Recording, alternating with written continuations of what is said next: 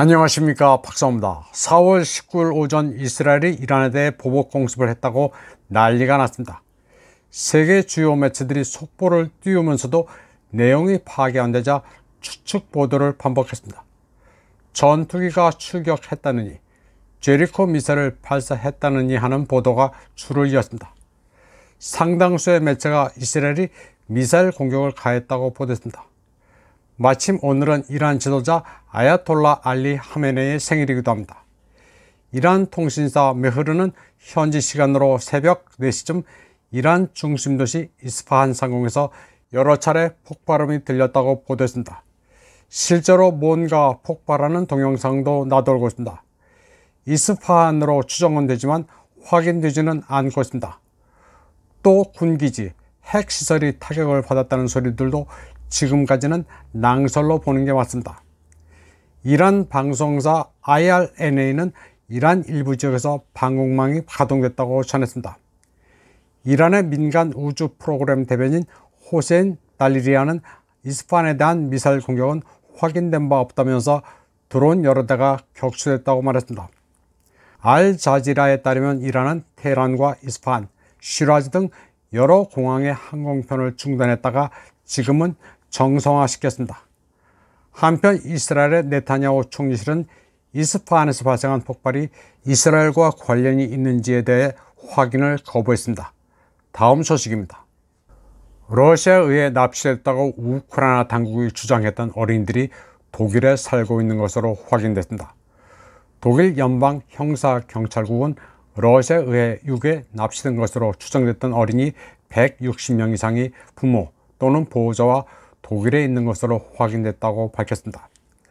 우크라이나 경찰청장 이반 비고프스키는 이번 주 초 회의에서 독일 형사경찰국장 홀거 뭉크와 이 문제를 논의했다면서 사실 확인을 환영했습니다.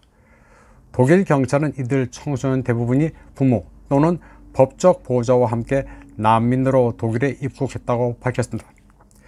지난해 국제형사재판소는 블라디미르 푸틴 러시아 대통령과 러시아 아동인권위원회 르보바 벨로바를 미성년자 납치용자로 지목하고 비난해왔습니다. 집단 서방과 키예프 당국의 이런 주장은 모두 거짓으로 드러났습니다.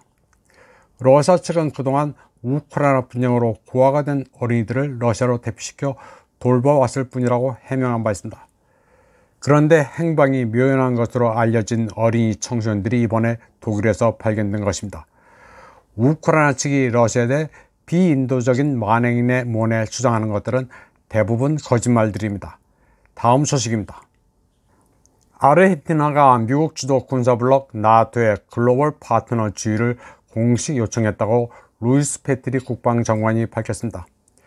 그는 부에노스아이레스에서 나토 부사무총장 미르체아 지오아나와 만난 사진을 X에 공개했습니다. 페트리는 아르헨티나군을 나토 표준에 맞게 현대화하고 훈련시킬 수 있도록 노력하겠다고 말했습니다. 나토 글로벌 파트너는 회원국은 아니지만 정보 공유, 합동 군사작전 등 미국 주도 그룹과의 유대관계를 의미합니다. 현재 글로벌 파트너로는 호주, 일본, 한국 등이 해당됩니다. 나토는 북대서양 조약이지만 북대서양에 그치지 않고 모든 바다로 촉수를 확장하고 있습니다. 남대서양과 아시아 태평양 쪽으로도 영향력을 확대하려 하고 있습니다. 그러면 다음 순서로는 4월 14일 이란의 이스라엘 보복 당시에 나타난 코미디 같은 사실들을 복기해 보겠습니다. 4월 14일 이란의 공습을 받은 네게브 사막 라몬 공군기지 위성 사진에는 모두 5곳이 피해를 본 것으로 나타났습니다. 당시 이스라엘 매체들은 피해는 크지 않아 모욕을 주려 한 목적이 크다고 보도했습니다. 그런데 이란의 속내가 무엇인지는 몰라도 50여 개나 되는 엄폐시설의 탄약고나 C4ISR 등은 건들지 않았습니다. 대신 경비탑과 2곳의 차량 유지시설, 1곳의 수송기 경납고를 파괴했습니다. 빨간 사각형이 C-130 수송기 경납고입니다. 그리고 라몬 기지의 장교용 수영장과 위락시설을 미사일로 강타했습니다. 모사드 요원 44명이 폭사한 것으로 알려지고 있습니다. 라몬 기지는 이스라엘 공군의 F-15I와 F-16I가 배치된 곳인데 공습 이후 잠정적으로 폐쇄됐습니다.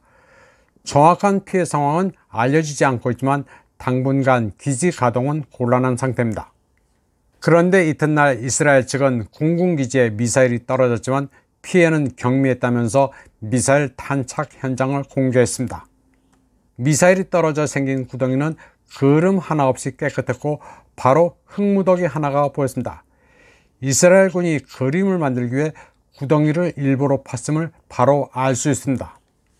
그러자 네티즌들은 이란이 쏜 미사일이 삽질을 했느냐고 조롱했습니다. 이스라엘군은 자기네들이 탄도미사일을 요격했다고 선전했습니다. 그런데 사해에 떨어진 이것은 격추된 미사일이 아니라 어느 정도 거리에 도달하면 자동으로 분리돼 떨어지는 부스터 부분입니다. 이번 방송은 여기까지 하겠습니다. 시청해주신 여러분 감사합니다.